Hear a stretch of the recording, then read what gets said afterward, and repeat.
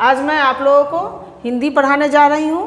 Class 5 है, chapter 1 कविता है। इस कविता का नाम है आ रही रवि की सवारी।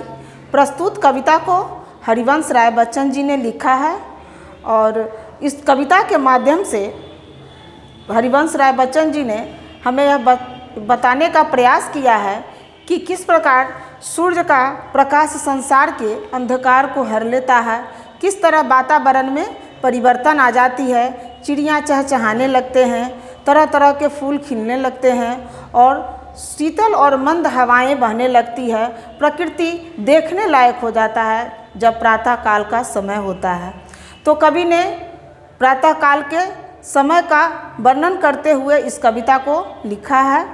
तो अब हम देखते हैं कि कविता क्या है। तो कविता में दिया गया है कि नव किरण का रथ सजा है, कली कुसुम से पथ सजा है। यानी बादलों के अनुचरों से स्वर्ण की पोशाक धारी आ रही रवि की सवारी। यानी रवि अर्थात सूर्य को हम रवि भी बोलते हैं, दिनकर भी, दिवाकर भी, बहुत सारे पर्यायवाची नाम कहे गए हैं सूर्य के। तो यहाँ कहा गया कि नव किरण का रथ सजा है, यानी जब सूर्य का प्रकाश जब निकलता है तो उसमें से तरह तरह पीले रंग का किरण का प्रवाह होता है। उसको कहा गया है कि ये सूर्य का रथ जब निकलता है तो उसमें सूर्य की पीला प्रकाश जो है वह किरण जो है सूरज का पीला किरण जो है वह प्रकाश जो है वह बहुत ही मनमोहक लगने लगता है। और कली कुसुम से पथ सजा है, यानी उस सूर्य के आगमन पर ये हमारा जो पर्यावरण है उनके लिए कली और फूल और कली से उनके रास्ता को सजा देता है। किसके रास्ता को? तो सूर्य के रास्ता को। जब उनका रथ जब निकलता है यानी सूर्योदय होता है तो वह रथ कली किरण से, सूर्य की पीली किरण से सजी हुई रहती है और रास्ता जो है वह कली कुसुम से यानी फूल से सजा हुआ रहता है। बादलों के अनुचरों से स्वर्ण की पोशाक धारी आ रही रवि की सवारी। यानी बादल जो है वह अनुचर मतलब क्या? उनके पीछे पीछे चल रहा है।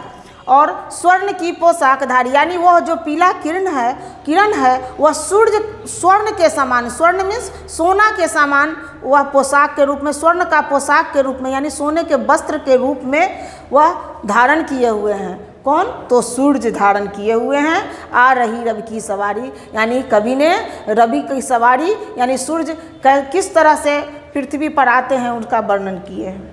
बिहग बंदी और चारण गा रहे हैं कीर्ति गायन। बिहग मीन्स पक्षी और चारण यानी नौकर चाकर सब जो है सो गा रहे हैं कीर्ति गायन, यानी कीर्ति यानी उनके गुण का, उनके वर्णन कर रहे हैं, उनके गुणगान कर रहे हैं। और छोड़कर मैदान भागी तारकों की फौज भारी आ रही रवि की सवारी।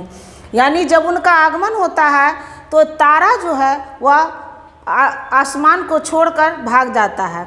यानी तारा का जितना भी झुंड है, फौज है, वह सूर्य के आगमन पर वह आकाश को छोड़कर, आसमान को छोड़कर भाग जाता है और आ रही रवि की सवारी।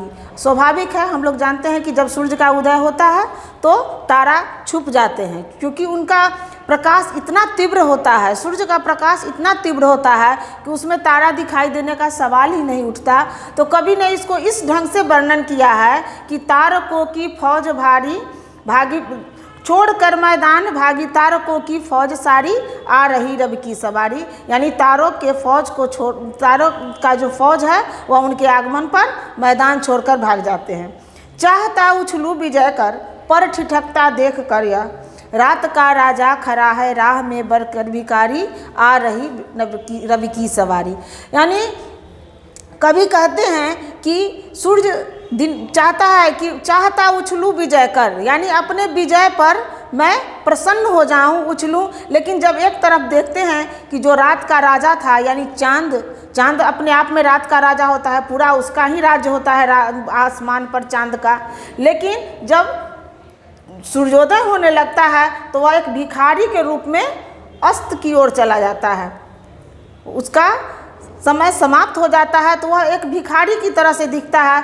तो वहीं पर कहते हैं कि सूर्य रवि बोलते हैं कि चाहता उछलूं विजय कर, पर ठिठकता देख कर यह, रात का राजा खड़ा है राह में बनकर भिखारी, आ रही रवि की सवारी। यानी जब सूर्य का आगमन होता है तो उस समय चांद भी जो है एक भिखारी के समान नजर आता है। तारे के फौज यानी तारा नहीं दिखाई देते हैं, वो सब अस्त हो जाते हैं और उनके आगमन पर यानी सूर्य के आगमन पर कली कुसुम से पथ सज जाता है और बादल भी उनके अनुचर यानी पीछे पीछे चलते हैं। चिड़िया बिहग पक्षी जितने भी हैं पक्षी लोग उनका कीर्ति गायन गा रहे हैं, गुणगान कर रहे हैं, चहचहा रहे हैं और लोग इस सुबह के सुहाने मौसम का आनंद लेते रहते हैं। तो इस तरह से रवि का यानी सूर्य का आगमन होता है, सूर्योदय होता है।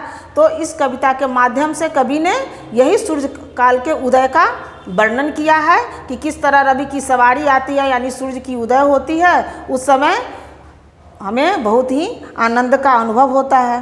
तो यही आपका कविता था। धन्यवाद।